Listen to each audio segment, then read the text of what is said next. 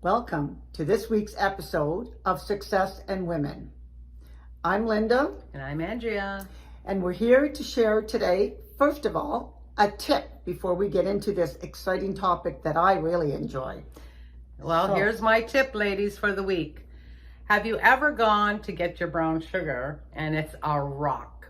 You've opened it to take a little bit here or there, and when you go to get it again, it's hard as a rock. Well, what I do, and I have done many times, is you take a slice of white bread and you just shove it in the bag with the brown sugar, tie it up and leave it.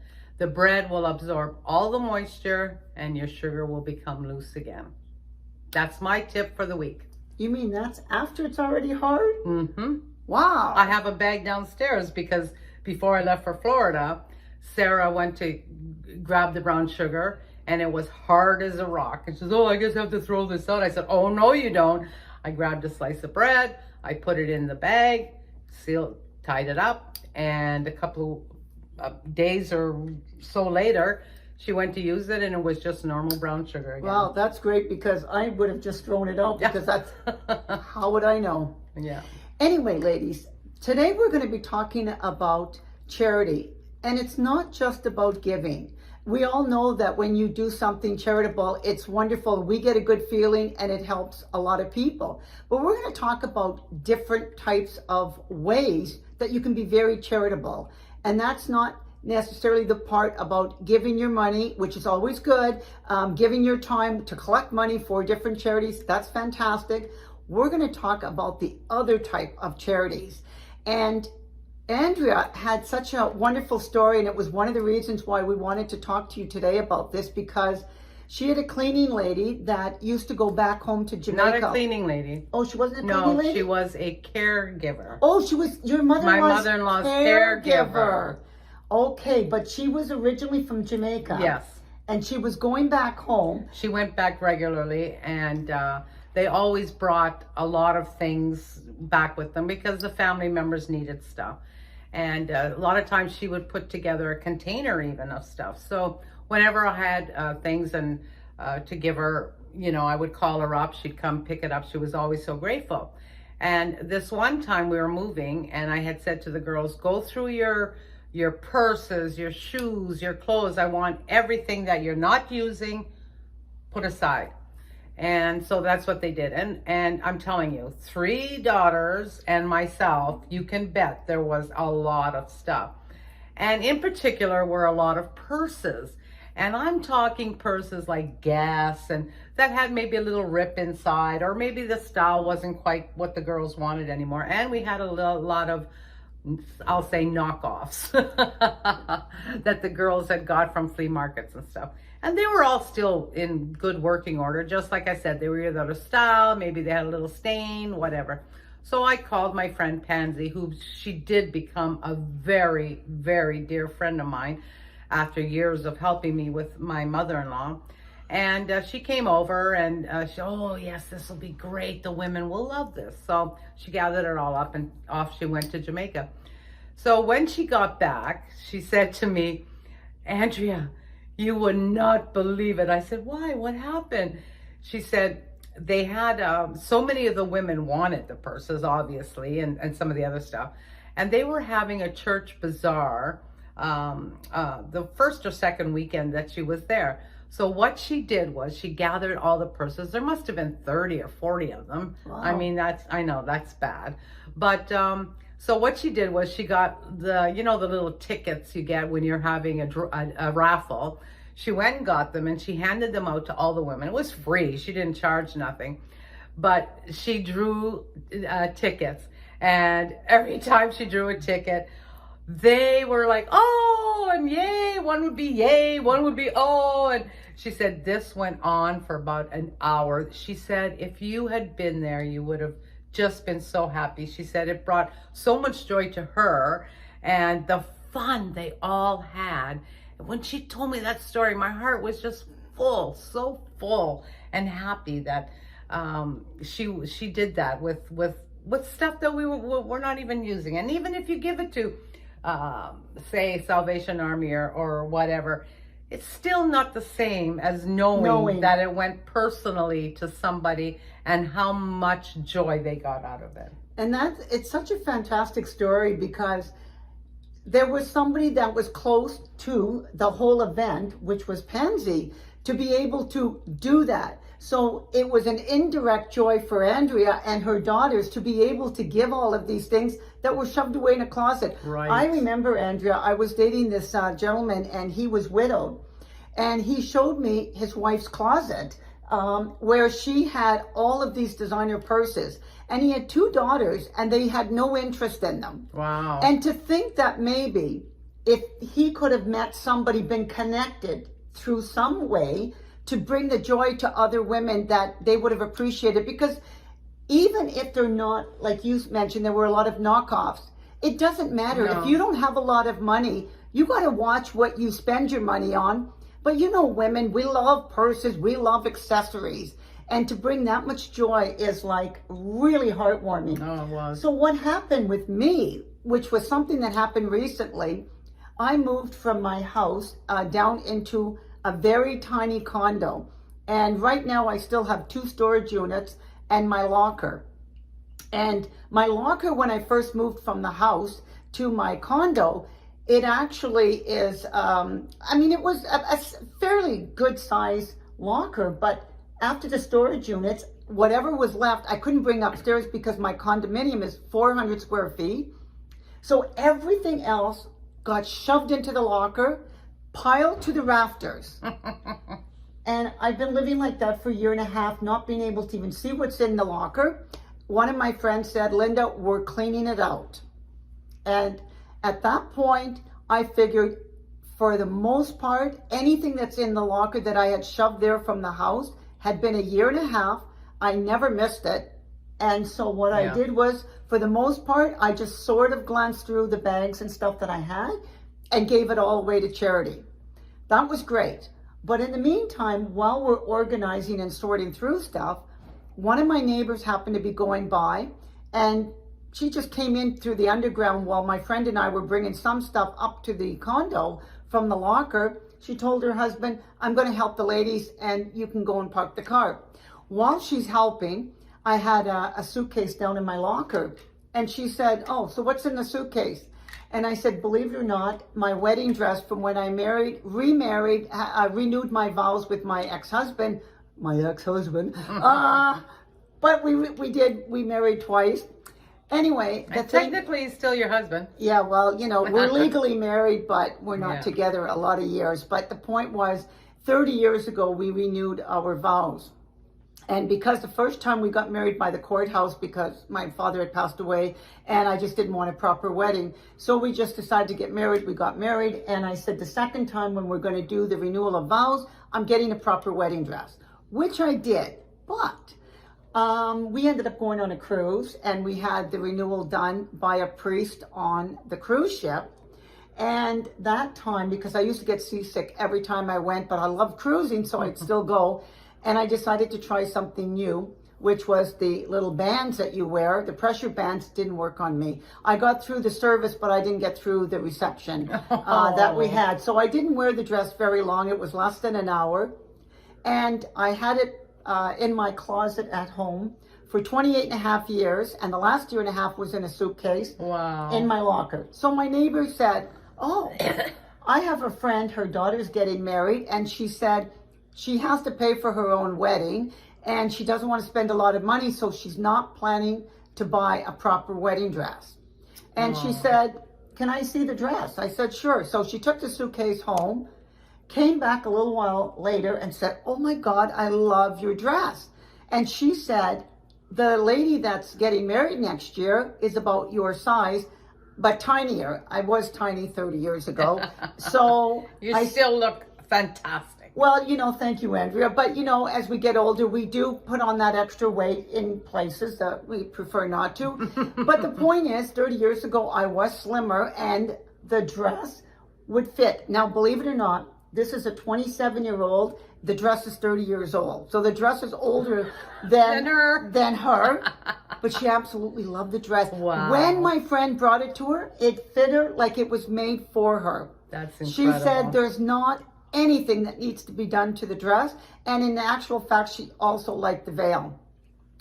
You can't imagine how good that made me feel I bet. to know, because for all those years that it was hanging in my closet, and then in the last year and a half in my storage locker, it was like, I don't know what to do, because like you said, it's great to give to Salvation Army, which I've given a lot of stuff to, and all the other local charities, but I would never know who would actually benefit. If it got used. And if it got used at all, or maybe somebody bought it and used it for a Halloween costume. Yeah, and I have done that. We've gone to Goodwill to get suits and things and cut them up to make costumes. Right. So I really didn't want that to happen, especially because I didn't get to wear the dress very long.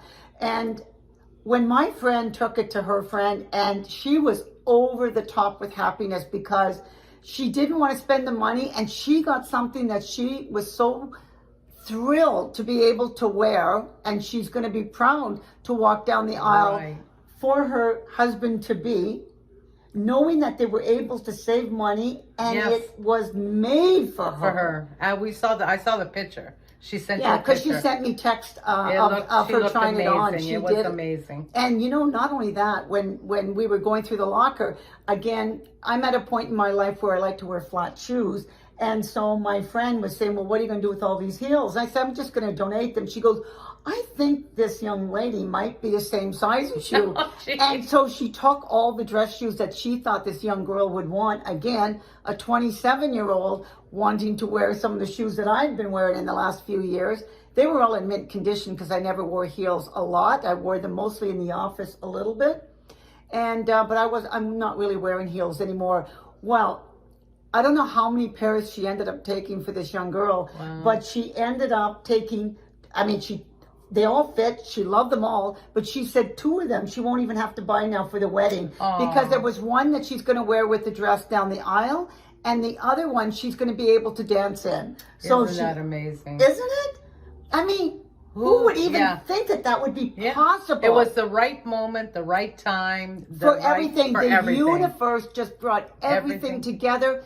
And I got rid of something that I just didn't want to get rid of just for the sake of getting rid of it. And knowing now it's going to go to somebody else that's going to take pleasure in front of her family and friends to wear this outfit. And I can't even tell you how good that makes me feel, because you can give money, and again, it's just commingled into so many other things, but you don't really see the pleasure it gives. When Oprah opened up the school in Africa for girls. That was amazing. She put that money in and got sponsors for that school, but she knew exactly what was happening with that money, where it was all going, and the good that it was doing for all of those women to help them in their career path to eventually become successful in their own right.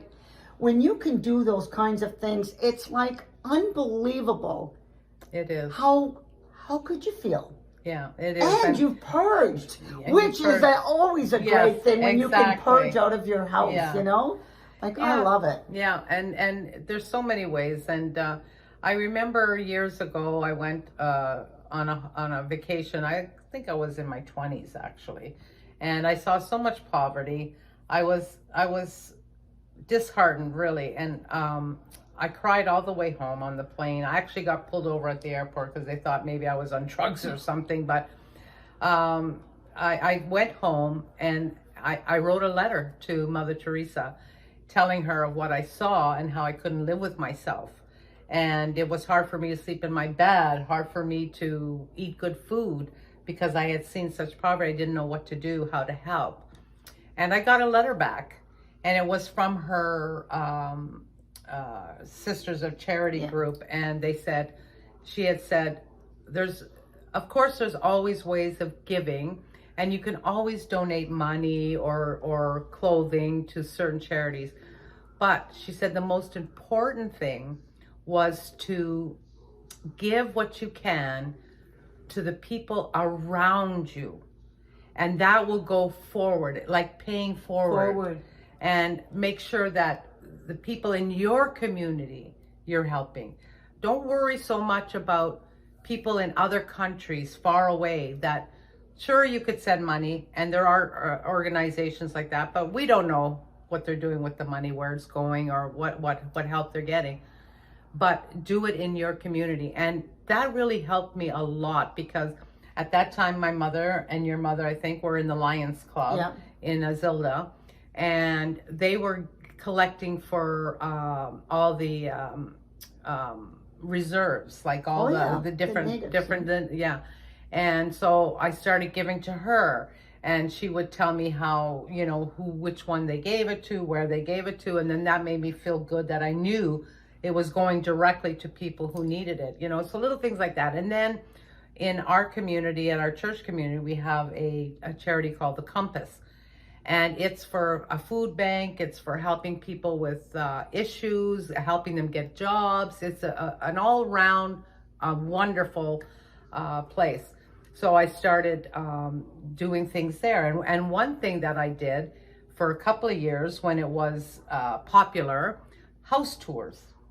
Oh. So I would organize these house tours of my husband's, all the homes that my husband's business had built, and I asked the people permission, and we would help, spruce them up a little bit, because they were all beautiful custom homes, and we would sell tickets. And on a certain day, and we did one during a regular day, and then the other one was a Christmas tour. Oh, that's nice. And with the money, we gave half to the Compass and half to other charities, so that was really something that I could do, and I loved doing it, and the people that came loved it. It also kind of was a little nod to my husband's custom home business, and so that felt good. And so win-win. Win-win. So Win-win. There's all kinds of ways to do it in your own community, and not to worry so much about places where. But one of the things though, and you kind of mentioned this when you were traveling. Many years ago, when my husband and I, before I owned a place in Florida, my husband and I did a lot of all-inclusive resorts, in the Caribbean. One of my favorite islands was always Jamaica. And what I would always do is I always actually packed an extra suitcase of clothes that I wasn't wearing anymore, summer clothes, because some people get carried away and want to give away a lot of their winter stuff, and it's not really needed on the islands. No. But some of the times I actually would bring some things that I would wear, and then I would leave it behind. And I have to tell you, they were so appreciative of all of that stuff. And this was all really current things I was wearing, but it's just that I thought they needed it more than I did, and I could come back and I could buy new stuff eventually. But it made me feel better, because, they always say, or a lot of people will say, if you go shopping, if you bring something into your house, get rid of something. And so what you consider not valuable to you anymore is somebody else's treasure. Exactly. And it's always really nice. I love purging. And my ex-husband, before we actually split up, used to always say, boy, I better not stay in one place too long, because you'll be getting rid of me, because if it doesn't have a use, it's out of here. And that happened. Yeah. He was right. But anyway. Yeah, so those are stories of giving, that type of thing. And then, but even you were telling me, Andrea, about even just giving sometimes, like when you could help your sister, kind of thing. So when my sister was 17, she came to stay with me in Toronto, and at that time my 3 girls were very young, and they were in dance, they were in school, different things, and I was basically running all over the place. And so she came to stay with us, and she would say, oh, I don't have any money to give. I said, listen, here's the thing. What I need is time. What you need, only money can buy. But we're going to exchange that. So I give to you a place to live, food to eat, and I don't want anything in return except to help me with the children. Mm-hmm. And wow, did I appreciate that? And she appreciated it. So there was another way of giving. And other ways to give are, just if a friend needs help, you go sit with them, you talk with them, you volunteer your time. My daughter volunteers a lot of her time at our church. She helps with First communion classes, confirmation classes, and it's all volunteer. Yeah. And she feels good, and the kids love her. And I think the other thing is, even when you're doing volunteering and whatever it is, whether it's material things or your time, but not only do you get good satisfaction and joy from doing that, but I think you also learn a lot of lessons, because part of giving, you know, when you put it out there in the universe and you give, you'll get it back in other areas tenfold. It's always been the case. And you do something good for some person or people or situation, and you'll find something random that you didn't even expect come back to you in a really good way. In a good way. You're always rewarded for doing good. And so it's always helpful for you. But even in your journey to success, you know, decluttering and knowing that you're helping other people, that's a way of giving without the normal traditional way of, you know, what people would call charity.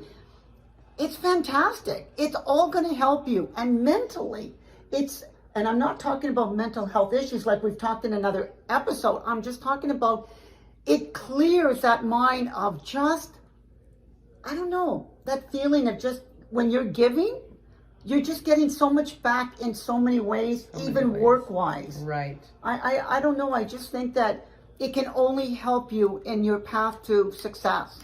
Exactly. So did you have any other stories, Andrea, before we wrap this one up? Because we have a really interesting one we're going to be talking about next week. And just want to make sure we've covered it all off. Well, the one story that I was going to tell you was, it could be giving of a smile or a hug. Oh, yeah. One day I was walking into a mall and I saw a woman on the phone, not a cell phone, a phone on the wall. This has been a while ago. Yes, and she was crying, and I mean crying. And she kind of looked at me, and in that moment, my heart just went out to her. So I walked over to her because I thought, well, maybe she's stranded. Maybe she lost her keys. I wasn't sure what was making her cry. And I just said, are you okay? And she goes, well, yeah, I'm just under a lot of stress. And I said, it's okay. Everything will be fine. Don't worry. Just breathe and relax. She says, oh, thank you. And I said, can I give you a hug? And she said, okay. I guess she didn't know where I was coming from. I just gave her a big hug and said, don't worry, everything will work out okay. And I could see she had a smile on her face. The crying stopped. I'm sure the stress didn't go away, but maybe it put her in a better frame of mind to deal with what she was dealing with. Well, you know, because she realized people cared. Yeah. And that's why I know today it wouldn't be as acceptable to give hugs to strangers. But on the other hand, a smile goes a long way. Hey, listen, Mother Teresa picked up people with leprosy and never got leprosy. So let that be a lesson. Yeah. God will watch over you. Yes. Anyway, so I'm Linda. I'm Andrea. We want you to like, share, subscribe. Please. Please. Yes. Until next week. Yeah. We'll see you later.